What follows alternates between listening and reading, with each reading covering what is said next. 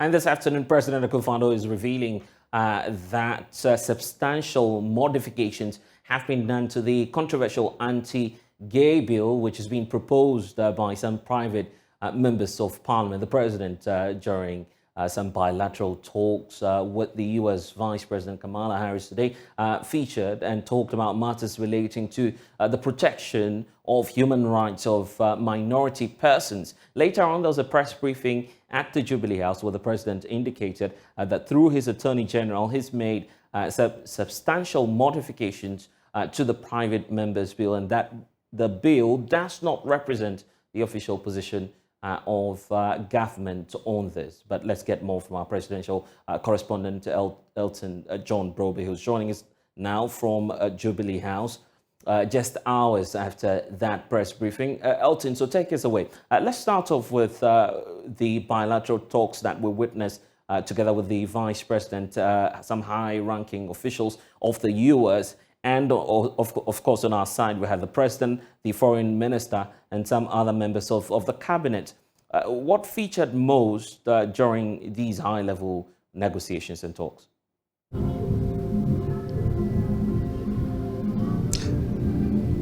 Well, Blessed, I think you can just zoom it in on security, the economy, global economy, as it relates to Ghana, human rights issue, democracy on the continent, and what the United States is doing to help developing countries, including Ghana, especially as we go through the effects of COVID-19 and, of course, the Russia invasion of Ukraine. In fact, on the matter of the economy, the U.S. Vice President was quite clear that creditors, Ghana's creditors, should be more welcoming in terms of their approach towards Ghana's proposal to have some of their debts cancelled. Remember that the Paris Club, which the U.S. is a member, also together with China, and because China is holding most of our debt, government is negotiating with China to come to some sort of an agreement, whether China will agree to restructure the debt or agree to a total cancellation of the $1.7 billion that Ghana owes China. For the other members of the Paris Club, there appears to be some kind of agreement between Ghana and them, but that agreement hinges on Ghana able to get a deal with China, and that's the reason why China becomes so crucial in our quest to get that $3 billion from China. And the U.S. Vice President said that Ghana's creditors must show some goodwill in terms of helping Ghana meet the conditions set upon by the IMF to enable it to access the $3 billion. And for her, the United States of America is in support of Ghana's proposal before the IMF, and she encouraged the other creditors to come clean or come strong on Ghana's proposal to ensure that Ghana will be able to go to the IMF board and then get that money to help Ghana resuscitate her economy. So this is about it on the economy. We're just waiting to hear what the finance minister's negotiation with the Chinese authorities came to, and then when government hopes to go to the IMF board. But even looking beyond the external creditors, there's also the need for government to be able to pass the three crucial revenue bills before Parliament. So we know that on Thursday, Parliament wants to dedicate a whole day to the consideration of that bills. But as far as our external debt restructuring is concerned, the U.S. says that they are in support and they are encouraging those we owe money to also soften their stance so that we can have the IMF bailout to be able to revive the Ghanaian economy. On the issue of human rights, which clearly was a matter that the U.S. itself wanted some clarity on, the Vice President says that the issues about gay, lesbians, bisexual, and the other LGBT category, she considers all these as human rights matters that must be respected regardless of how other countries view it. And she was quite clear in her response to the question about what she makes of government of Ghana's legislation before Parliament that is seeking to punish people who practice some of these things. And she says that these are human rights matters. The United States of America has a position on these matters. It's not a matter that she wants to deviate from. And for that reason, those rights must be respected. Same question was put to President Akufo-Addo. And President Akufo-Addo said that currently there's no legislation regarding the matter. What is before Parliament is a bill that could be passed, that could not be passed, regarding how Parliament approach on the matter would be in the coming days. Because as we know, the bill is currently before the Legal and Constitutional Committee of Parliament. Their job right now is to seek input, put together a report, present it to Parliament for the second reading, and then Parliament can now go into the consideration of the clauses or the provisions in the bill. And if successful through third reading, it will become a law. Even that may not bring finality to the matter, because President Akufo-Addo will have to now sign on to it for it to become a law. If the content of the bill after passage in Parliament is presented to President Akufo-Addo and he is not satisfied with the content of the bill, the law says that he has to write back to Parliament within a certain days and then communicate to Parliament his reservations about the bill. And then if the bill must go to another consideration, that should be done. He says there's no legislation before, there's no legislation in Ghana. What is before Parliament is a private member's motion that is going through the various stages. And indeed mentioned that with the intervention of the Attorney General, there's been some modification, which for him makes it quite friendly in terms of respecting the norms and cultures of this country and the rights of people who've chosen to practice a certain sexuality. So these were some of the issues that came up. And I'm sure that we can listen to President Akufo-Addo makes the point.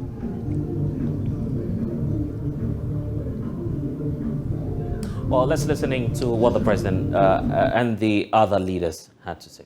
I'll start. I have raised this issue, and let me be clear about where we stand. First of all, for the American press who are here, you know that a great deal of work in my career has been to address human rights issues, equality issues across the board, including as it relates to the LGBT community. And I feel very strongly about the importance of supporting the freedom and supporting and fighting for equality among all people, and that all people be treated equally. I will also say that this is an issue that we consider, and I consider, to be a human rights issue, and that will not change. Oh, yes. What's the name? Hano Youngs of the New York Times. Zolan. Ms. Young, so thank you for the question. First of all, we don't have any such legislation here in Ghana. A bill has been proposed to the Parliament of Ghana, which has all kinds of ramifications, which is now being considered by the Parliament. It hasn't been passed, so the statement that there is legislation in Ghana to that effect is not accurate. The bill is going through the Parliament. It's going through the Parliament. The Attorney General has found it necessary to speak to the committee about it regarding the constitutionality or otherwise of several of its provisions, and the Parliament is dealing with it. At the end of the process, I will come in.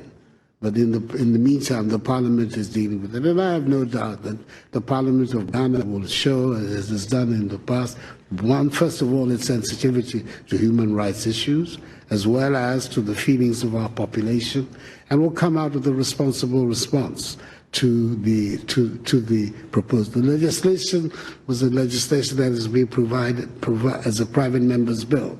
This is not an official legislation of the government, but it is one that has been mooted by a handful of private members. So we will see what the final outcome of it. But my understanding from a recent discussion of the committee, the substantial elements of the bill have already been modified as a result of the intervention of the Attorney General. We will see what the final outcome will be, and that is the stage at which I will also have the opportunity to prevent. As far as the presence of Wagner is concerned, we're concerned about it. We made Well, President Akufo-Addo there. So, Elton, do we have an idea of these substantial changes or modifications that are taking place in respect of that anti-LGBTQ bill? Well, we don't have the entire document. What we do know is that the Attorney General wrote his suggestion to the committee chairman. Before that, he had put forth government position on the bill. And so what we do know is that the next stage of the bill is for the committee chair to put together his report and then present the report before the plenary.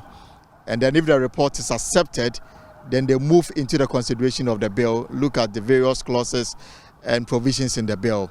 Then we can begin to understand exactly what the bill is seeking to do in terms of the punishment regime and other provisions that the bill would hope to communicate to the general public. So these are matters that I'm sure that is still being built on, and I'm sure in the days to come, when the speaker allows the chairman to move the bill to second reading, all these matters will come to light. When the president was making this statement, there was the presence of some cabinet members as well, including the Foreign Affairs Minister herself. I'm sure that the Attorney General may have been there. Are we getting clarity to the comments of the president when he says that we at least need to be sensitive to the rights of individuals?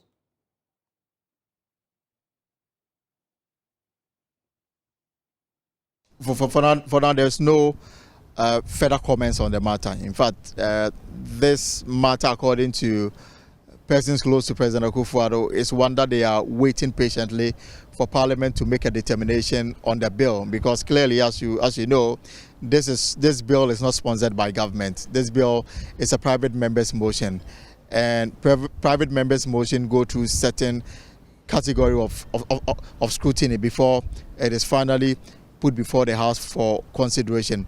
So these matters are matters that the chairman of the committee, if given the opportunity to present his report, will make them known.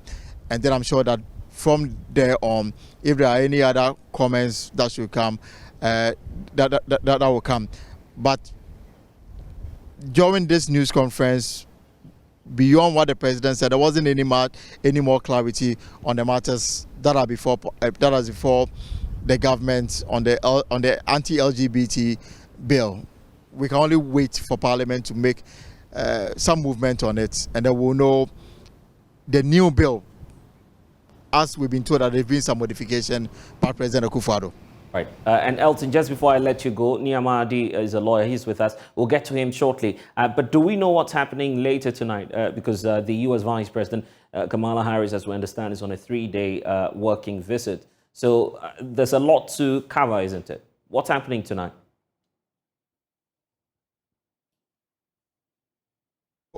Of course, so tonight will be the last time he will visit the Jubilee House before she will leave for Tanzania on Wednesday.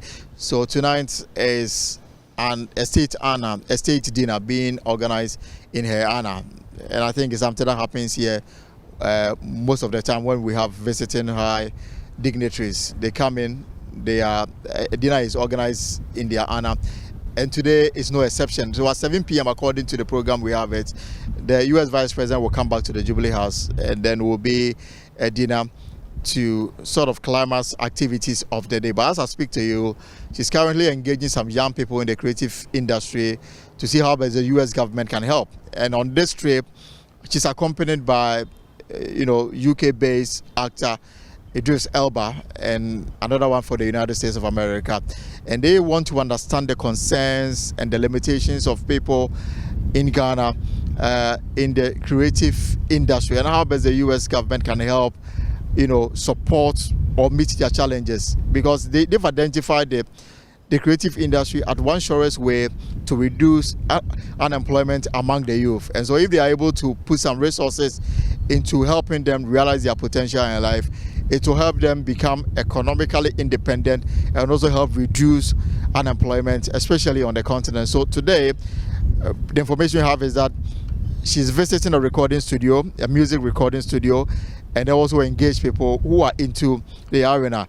She will also be meeting organizers of Afrochella, Afro Nation, and the other events that we have been witnessing in the last few years, and to also look at how best the U.S. can help make it more popular, such that an avenue is created for the youth to exploit their potential and to help them become financially independent. I would have to leave it here for now. Elton Broadway, our presidential correspondent, joining us live from Jubilee House, where that press conference was held between, of course, President Akufo-Addo and U.S. Vice President Kamala Harris. I want to bring in now Nneema Adi, a constitutional lawyer. He understands the matters unfolding now and the implications for the bill before Parliament. And we had the president there during the press briefing, indicating, first of all, that there are a handful of MPs taking this through a private member's motion, and that when it gets to the presidential accent level, that's when he will come in. What's the likely imposition of that? Thank you very much, and good afternoon to our cherished viewers. I mean, the locus classicus for the discussion of this subject of LGBT plus anywhere in the world is usually referred to what we call the Offenden Committee report of 1957, which is a 155-page document, if anybody is minded to read it. The highlight of the report seeks to find out about these LGBTQ issues, which happened way back in England, okay? And a committee was put together, a 15-member committee was put together to look into the report. And the bottom line is what concerns anybody if two consented adults do in their privacy. Okay, so that is what it is. And if you look at our law here, you realize that even not about the male and the male or a female and a female, but even a male and a female, if they do what we describe as publicly unseen, that also our laws frowns on it, okay? So that everything that is got to do with sex is supposed to be done in the secret. So that I don't see what the main issues are now. And the hue and cry, if it's got to do with we allowing people to now openly have sexual engagements but I mean, you just take a look at the form and context of this newly proposed bill.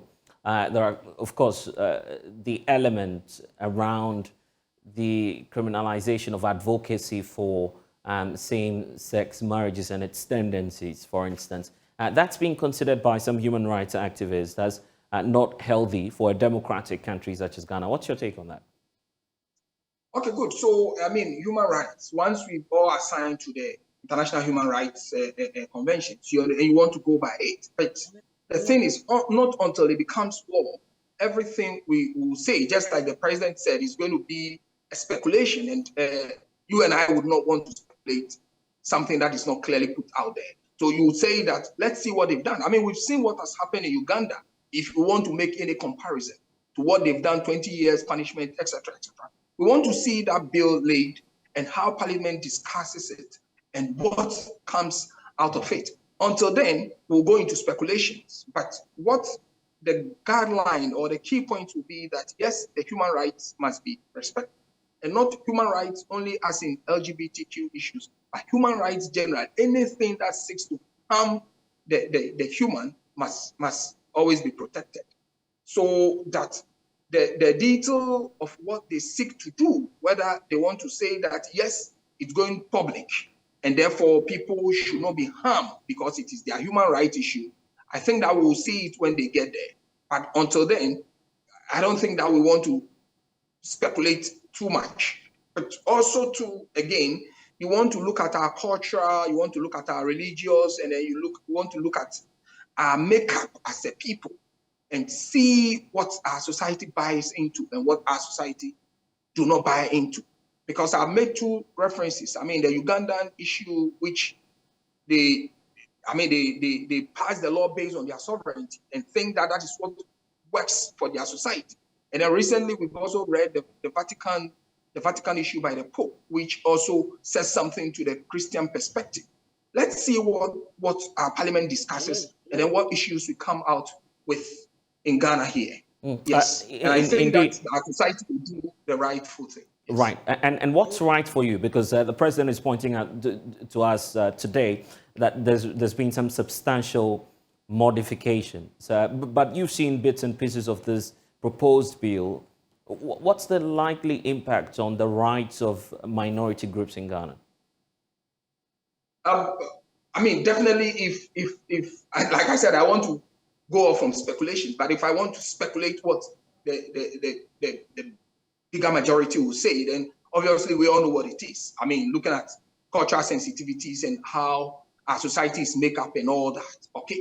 But when the president talks of substantial has been reviewed, I'm not privy to that review. So obviously, I'm sure just like the president said he will come here again, I'm sure I also come to you again when we have what the reviews are in front of us, then we can discuss per the document in front of us. Yes. Indeed, and you've had the benefit of practicing elsewhere, I guess. The Sure. context about culture comes through. I mean, across the African continent, what are the variations in the law? I mean, What are the variations in the law in terms of these whole posture against LGBTQ? Good. So then that puts me on the extreme of the other side, because I have had some substantial practice in East Africa, and where we find Uganda in East Africa and all those things. Obviously, you know how the society there sees it. I mean, they abhor it, to put it rightly. So from that perspective, I would say that, I mean, that's not gel with them. Okay, but you look at our Ghanaian society, which seems to be a little more liberal. That's what I'm saying, that we want to see what our society will say, because, I mean, we seem to surprise ourselves. I mean, and we're talking about parliament. We've seen what parliament has done recently with their voting. So we surprise ourselves. And I don't want to say that this will be another situation where we'll surprise ourselves again, or where we'll listen to what our cultural sentiments will say, and even how broadly we're going to engage our various, if you like, segments of society. So you want to see what the religious aspect says in terms of Christian, Muslim, traditional beliefs, and what the various groups says. Okay, if we're going to expand it to that. Niamadi? It appears we're having some challenges reconnecting with Niamadi. Well, we lost you there briefly, but that's where I want to bring up the point about what the Speaker of Parliament has said. The Speaker of Parliament has told us that he will pass this bill by the end of 2024, and of course he's having that full backing of the private members going ahead with the bill. Yet the president is saying, let's be sensitive to the rights of individuals. If that's the case right now, there's the concern as to what the Constitution says about the presidential assent to a parliamentary bill. If the bill does not look like it's fit for purpose from the perspective of the president, what powers does he have within the context of the Constitution to either block it or review it?